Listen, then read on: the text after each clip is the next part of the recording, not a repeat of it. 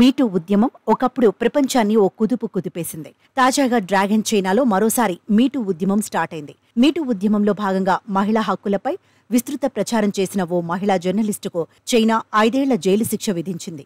అంతేకాకుండా 11.5 లక్షల రూపాయల జరిమానా వేసింది. ప్రభుత్వ విధానాలను ప్రశ్నించడంతో పాటు అధికారాల అణిచివేతను ప్రోత్సహిస్తున్నారనే అభియోగాలు మోపింది. ఈ కేసులో మహిళా జర్నలిస్టుతో పాటు మరో సామాజిక కార్యకర్తకు 3.5 ఏళ్లు శిక్ష విధించింది. దీంతో మరోసారి మీటూ ఉద్యమం సోషల్ మీడియాలో ట్రెండ్ అవుతోంది.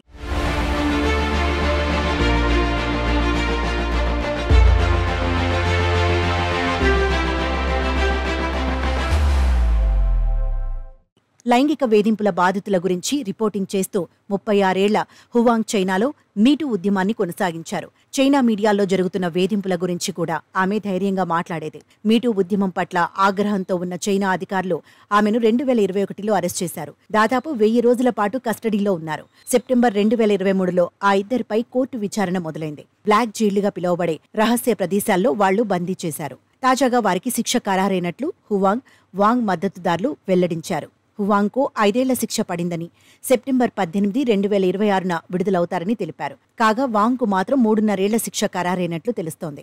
ఇదిలా ఉంటే ప్రభుత్వంపై ధిక్కార స్వరం వినిపించే అనేక మందిని చైనా నిర్బంధిస్తోన్న విషయం తెలిసిందే. 2015లో లైంగిక వేధింపులకు వ్యతిరేకంగా కరపత్రాలు పంచిన అనేక మంది మహిళలను అరెస్ట్ చేసిన ఘటనలు ఉన్నాయి.